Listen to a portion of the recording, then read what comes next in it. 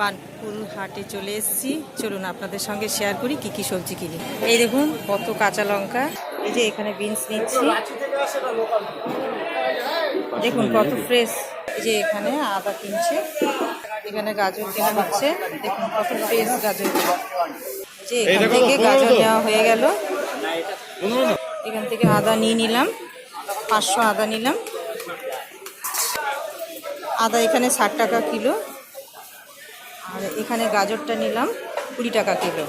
এখানে পটল নেওয়া হচ্ছে, এখানে রয়েছে ফ্রেশ ধনেপাতা, দেখুন কতটা ফ্রেশ, 5 টাকা করে আটি।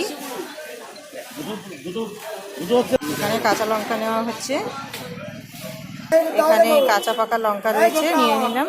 এখানে রসুন, আর এখানে নেওয়া হচ্ছে পেঁয়াজ, রসুন পেঁয়াজ এখান থেকে নিয়ে নিলাম, একদম ফ্রেশ।